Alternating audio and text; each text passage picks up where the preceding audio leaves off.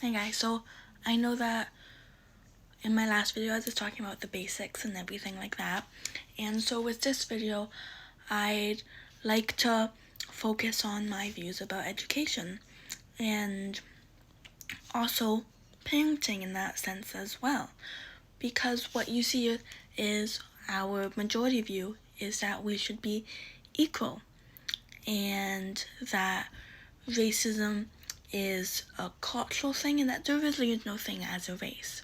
It's a social construct. And so the problem is, even though that may be the majority belief and what we teach in most schools, like let's say Christian schools or places like in the United States right now, they have a different education in that system. And in every country they have different education systems, and even within countries like the States, different states or even here like provinces can have different ways of dealing with education. And also I think a big problem is the family. And families can teach, like your school may be saying one thing and the kid goes, "Oh, my school told me today that black and white people are equal and they're the same in races, there's a social contract." And your parent goes, "No, it's not. Uh, Black people are inferior and white people on top," or vice versa, whatever it is. And same as religion and the views on that, and how sometimes religion conflicts with science. And I think the problem is with education is in a world government, education would be like universalized, and as I said, with augmented democracy and having specialist teachers on education, it would be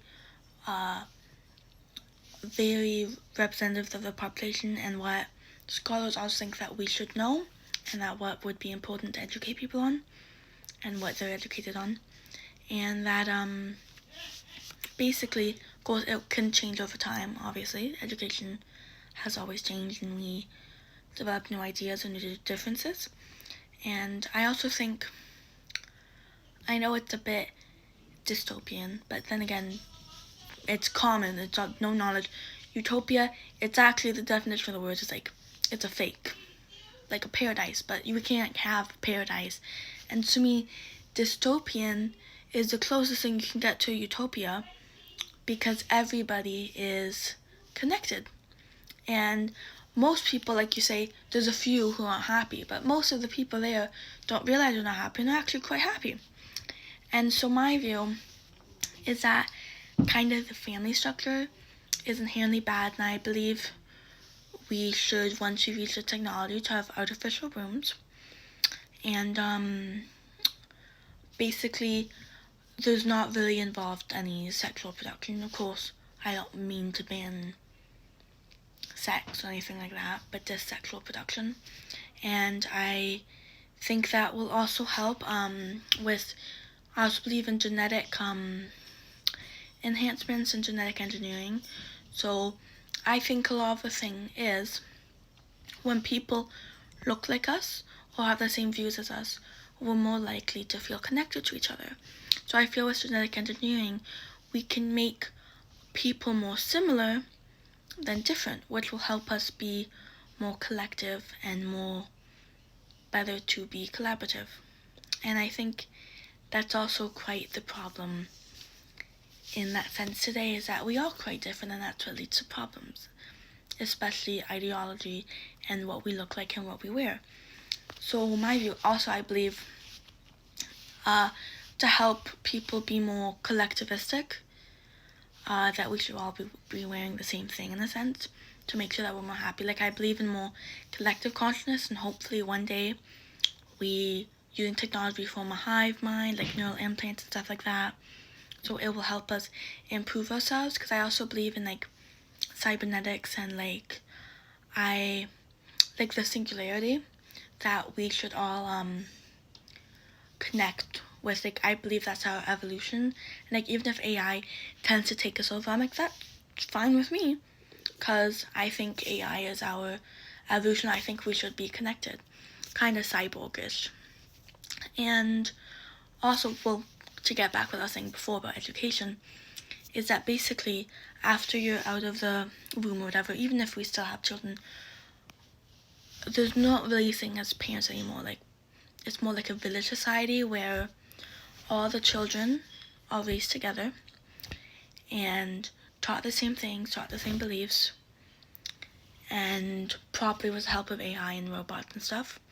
Kind of like in WALL-E and things like that, where everybody's together and raised same. And also, I'm not sure, I can't remember the title right now, but like the opposite, like usually people read 1984, there's other book that's also, the two authors kind of know each other, where they're basically always taking drugs, and all the children are raised together and taught to be more free, and the children don't even wear clothes. And honestly, I think if that's what we determine, I think that's fine.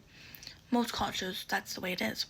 And so I think that would be great, and that we could have this so that everybody's more like, and we don't have any judgment. Like right now in the US, education is, I'm from Canada, US education isn't as good as Canada. Or sometimes when they come here, US people come here, they actually struggle because they're not used to this level. Like, we're at a different level per se. And that's when you go to different countries, like let's say I go to China or India, they have a rigorous academic thing, and they learn things a lot quicker than, like, they learn subjects earlier than we do, and so they're more advanced in their university stuff, and they can actually have that disadvantage on us. And I think that's a problem that comes to the world stage. Also, I believe education is a lot filled with propaganda. Like, I've heard education in the US, most of it is like total falsities, and like even like you have to say the national anthem and stuff and all that jazz. And I think that's also part of it. Like, in a world government system, of course, we would propaganda that. And of course, when we talk about history, I think we should still have our history, but we shouldn't let it define us. We should know our history, and unlike today, it doesn't define us in how we treat each other, because that's the past. There was different ideologies back then. But that would basically say, this was not how it was supposed to be, this was bad, and things like that. And that's mostly my view. Like, kids would be basically part of the state till 18, and education would also be very different. It would be more individualized, not really classrooms per se, but each student is taught individually, or in groups. Like, a child shows interest or through tests, they're more inclined to mathematics. So all these kids inclined to mathematics go into mathematics. Kids not inclined to that go to somewhere else, towards more individualized, so kids can develop to their greatest potential. Because technically, what you need to know about math, if you're going to do construction, or what you need to know about math if you're a philosopher. Like, that's why I think it should be more individualized, because people really hate the education system today. And I know people don't like there's a lot of movies where education is individualized, and people see it as dystopian, but I see it as more helpful. Like, I would be able to advance faster, and like, instead of it taking till you're 40 to get your PhD and get all your stuff, and in medical school is like outrageous how long it takes, especially if you want to be a surgeon. Like, that would just make it much faster. And I also think,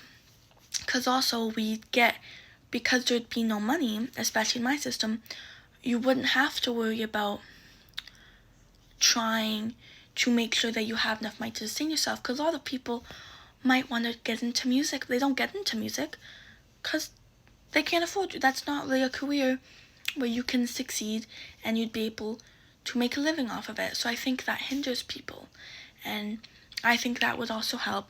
And of course, there would be a way to develop, like, and things like that, but at least everybody would have the basic necessities in life, and so they can do what they want. Okay, and that's all. Thank you guys. Bye.